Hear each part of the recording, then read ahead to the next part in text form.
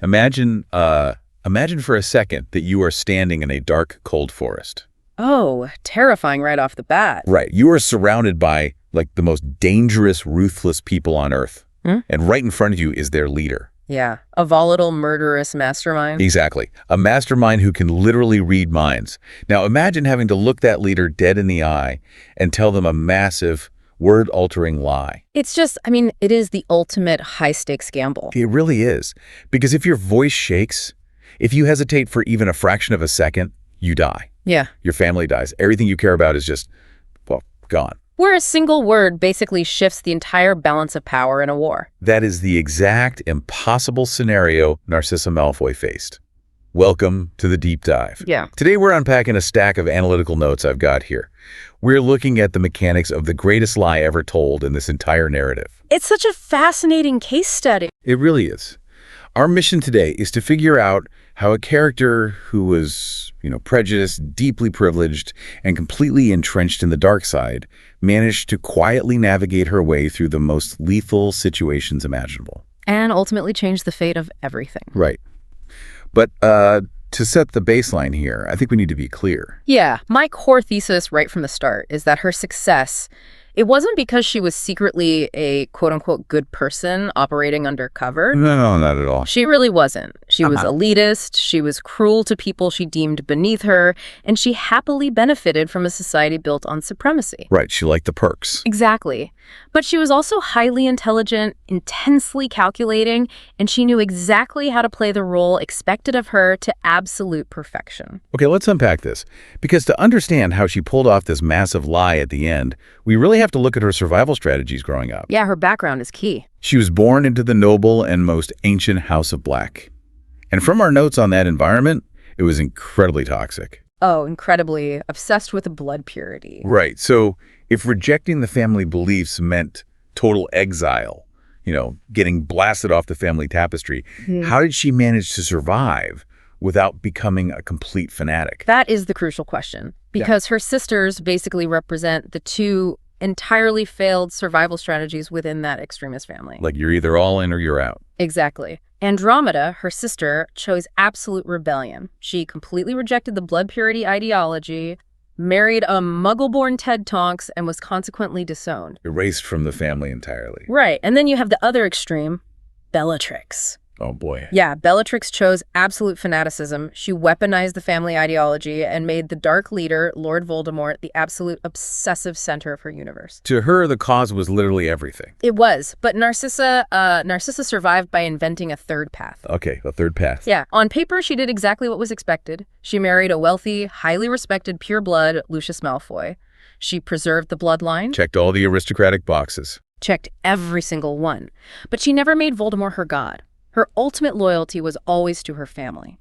I think of it almost like the spouse of a mob boss. Oh, I like that analogy. Right, like she absolutely loves the luxury penthouses, the societal deference, the immense power that comes with the cartel's operations. She'll gladly spend the blood money. Exactly. Huh. But she is incredibly clever about making sure her own fingerprints are never actually on any of the weapons. The mob boss analogy works perfectly, but with, one magical caveat. What's that? In this world, the mob boss can literally read your mind. Oh, right.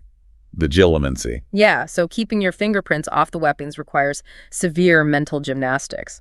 But she managed it. She enjoyed the insulation of the inner circle without the formal risk. Which means she never actually took the dark mark. Right. There's no record of Narcissa ever taking it. She never formally pledged her physical self to that service. Which is wild when you really think about the mechanics of it. Like she's hosting these top secret meetings, her husband is a top lieutenant, but she keeps herself technically off the books. And that strategic distance gave them a massive advantage after the First War ended. Because Lucius could claim he was under the Imperious Curse? Exactly. Because she was never marked, and he claimed mind control, they maintained their immense wealth and political influence. Her devotion it wasn't to an ideology, it was to family preservation. But that insulation only works when your side is winning. Oh, totally. The second that power is threatened, that safe third path completely evaporates. And the turning point for this is when Voldemort returns and Lucius fails spectacularly at the Department of Mysteries. It's a disaster for them. A total disaster. Yeah. Lucius is captured, sent to prison, and suddenly the Malfoys aren't the untouchable elite anymore. No, they go from being the most valued financiers of the cause to basically being the prime targets of Voldemort's rage. And it's a terrifying psychological shift. Because Voldemort moves his entire military operation into Malfoy Manor. Right. He transforms their beautiful family home into a dark, terrifying headquarters. He humiliates Lucius, actively mocks him, takes his wand. Literally strips away any authority he had left. Completely. But the cruelty is so much more calculated than just humiliating Lucius. Yeah, he targets their son. Draco. He gives a teenager an impossible, practically suicidal mission to assassinate Dumbledore. Just to punish the father. Exactly. This is where we see the mechanics of authoritarian punishment at play. He doesn't just want Lucius to suffer. He wants him to watch his legacy be destroyed. Because Voldemort fully expected Draco to die trying. Oh, 100%. If Draco refuses, he dies. If he fails, he dies. It is an inescapable trap. Designed to inflict maximum psychological torture on the parents. Wait, so he isn't just punishing Lucius. He's engineering a situation where a mother has to watch her son walk into a meat grinder. Yeah. That feels like a catastrophic miscalculation by a leader who, relies on absolute loyalty. It is the defining miscalculation of the entire war. This is the exact moment Narcissa's loyalty shifts. From passive complicity to active burning resentment. Right. The regime her family bankrolled had just turned her only child into a disposable pawn. Which leads to that incredible sequence at Spinner's End, where Narcissa decides to go behind Voldemort's back to seek help from Snape. It's such a tense scene. But what blows my mind about this is the psychological tightrope she has to walk. Because she doesn't go alone. No, Bellatrix goes with her. Her fanatical secret police sister, who's actively threatening her about committing treason on the way there. You really have to picture the sheer force of will this requires. She is actively subverting military orders, and she is engineering this treason right in front of the most unhinged, loyal lieutenant in the entire army. And she doesn't just ask Snape for a favor, she traps him. In an unbreakable vow. Yes, she literally binds his life to Draco's success.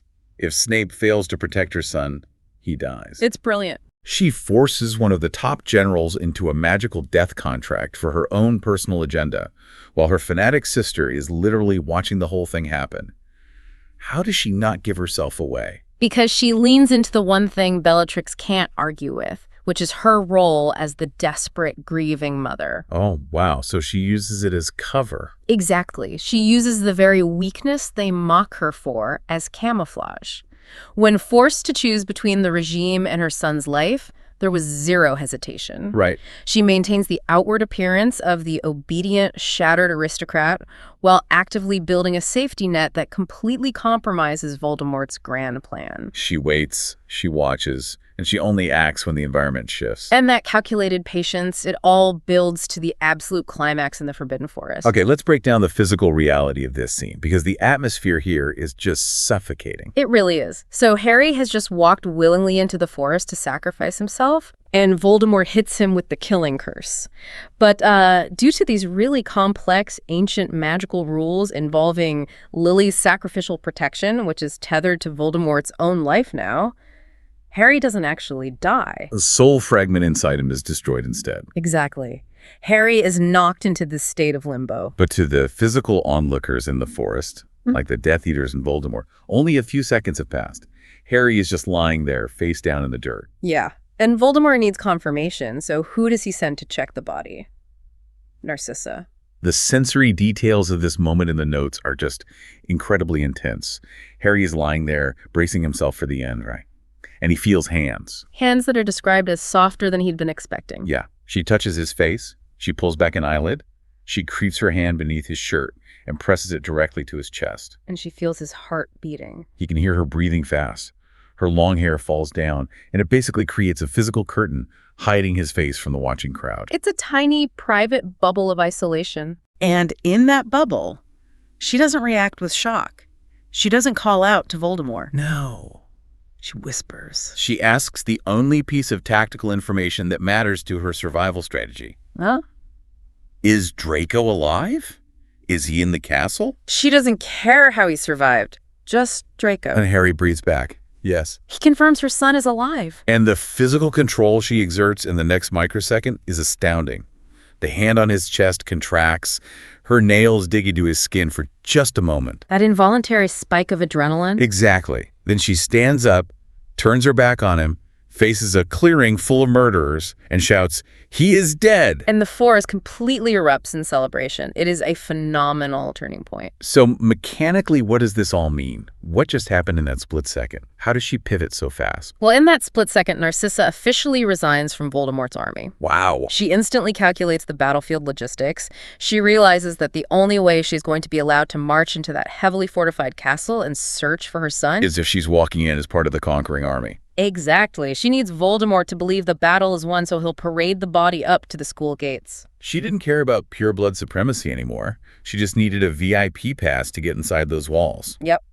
Harry bought his own life with a single piece of intel, and she silently returned the favor. It is primal maternal instinct, completely overriding years of ideological conditioning. Completely. But this brings up the most glaring, impossible question of the entire narrative. Here's where it gets really interesting. How does she get away with it? Yeah, the mechanics of the lie. We are talking about the greatest mind reader, the greatest legilimens in the world. How does an ordinary witch look him in the eye and lie without getting instantly obliterated? This is where we have to analyze the mechanics of mind reading in this universe, because there are a few theories on how she shielded herself. Okay, let's hear them. The first theory is occlumency, the magical art of closing your mind. Wait, couldn't she just use occlumency? I mean, she's from the House of Black. They were paranoid aristocrats. They had to have taught her mental defenses growing up, right? You'd think so, but consider the massive power imbalance here. Even if she had rigorous training as a young woman, we are talking about Voldemort at the absolute terrifying peak of his power. Right. He has spent decades effortlessly tearing through the minds of the most powerful, trained wizards alive. So if he actively probed her mind in that clearing, a rusty mental shield isn't going to hold him back. Not a chance. I completely agree. It just feels mechanically unlikely that she outmuscled him mentally. So if she didn't block him with magic, how did she slip past him? The second theory is the most likely, and it lies in Voldemort's own psychological architecture. His sheer blinding arrogance. Oh, like a malfunctioning security system. Precisely. Let's say his mind reading is like an advanced biometric scanner. He's scanning the crowd constantly, but what is he actually scanning for? He's scanning for the specific brainwaves of treason, ambition, deceit, or fear of him. Exactly. And Narcissa isn't projecting treason against his cause. No, she's projecting pure, blinding maternal panic. Her heart is racing, her mind is frantic, but it's entirely focused on Draco. The scanner simply doesn't have a protocol to recognize a mother's love as a threat. That is so fascinating. So it flags her panic as normal battlefield stress and just lets her right through the gate. Yep. And it feeds directly into his confirmation bias. He wanted to believe Harry was dead so badly. Desperately. Despite being a magical prodigy, his fatal flaw has always been his megalomania. He wanted to believe the prophecy was fulfilled, that his ultimate victory was secured. So he didn't ask Narcissa to check the body because he was suspicious. No, he asked her as a theatrical formality, just a pause before his victory lap. He accepted the first piece of evidence because it aligned perfectly with what his massive ego demanded to be true. He didn't actively use his mind reading on her because he honestly believed no one on Earth would ever dare lie to him in his moment of ultimate triumph. Which brings us to the third theory, or really the deepest mechanical failure of his regime. Love as a complete blind spot. Yes. He understood the world exclusively through the lenses of fear, control, punishment, and ambition. Right. He believed that holding Draco hostage, threatening him with a gruesome death, was the perfect mechanism to ensure Narcissa's absolute obedience. He fundamentally could not comprehend that threatening a mother's child doesn't solidify her loyalty. It obliterates it. Utterly destroys it. He thought he was holding her leash, but he was actually just lighting the fuse to a bomb. And if we look at the grand architecture of the entire conflict, this is a recurring structural theme. Oh, absolutely. Voldemort was nearly destroyed at the very beginning of the war because he didn't understand the ancient sacrificial magic of Lily dying for her son. And here at the very end of the war, he is defeated again by a mother's love. It's not a magical spell this time. It's a very human, very grounded, tactical choice. But he loses both times because he consistently underestimates human connection. He literally lacks the vocabulary for it. because he couldn't imagine a mother risking her life for her son. He couldn't even conceptualize that Narcissa would dare to deceive him just to get back to Draco. It's an incredible piece of poetic justice. It really is.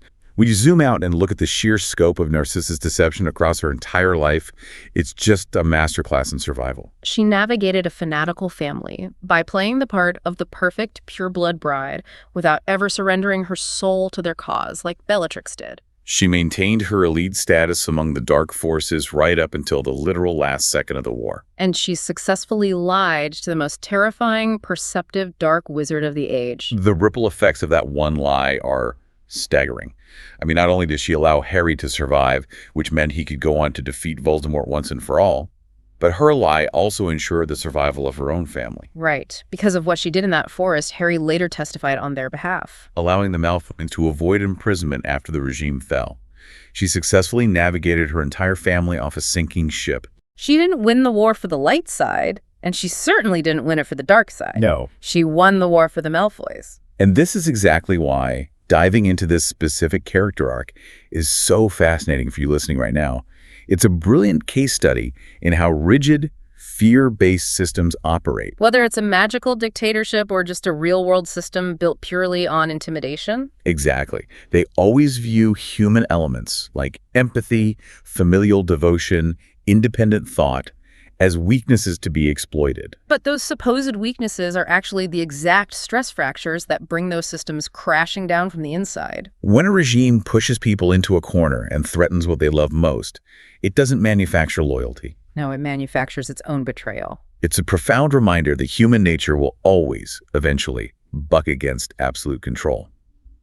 Narcissa didn't need a powerful magic wand or a grand ideological awakening to bring down the regime. She just needed a mother's desperation and nerves of absolute steel. And that raises a final lingering question for you to ponder as we wrap up today's exploration. Let's hear it. If this terrifying, seemingly invincible empire began to crumble simply because Voldemort misunderstood how one single mother would react to her son being threatened, Yeah. how many other people standing in that forest were feeling the exact same way? Oh, wow. That is a chilling thought. Right. Think about it. How many other supposedly loyal followers were standing in that clearing, terrified for their own families, quietly resenting the humiliation and the fear they lived under every single day? Were they all just waiting for the right moment, the right tiny shift in power to defect? Could it be that the most terrifying dark army in history wasn't a monolith of pure evil at all, but rather an incredibly fragile house of cards? Held together by nothing but fear. Just waiting for a single lie to blow it all down. Man, that is something that will definitely stick with you. The idea that absolute power is often just a theatrical illusion, easily shattered by someone who just wants to make sure their kid is safe. It really changes how you look at the whole story. It absolutely does. Well, thank you so much for joining us on this deep dive. Keep questioning the stories you think you know. Look for the quiet rebellions happening in the margins, and we will see you next time.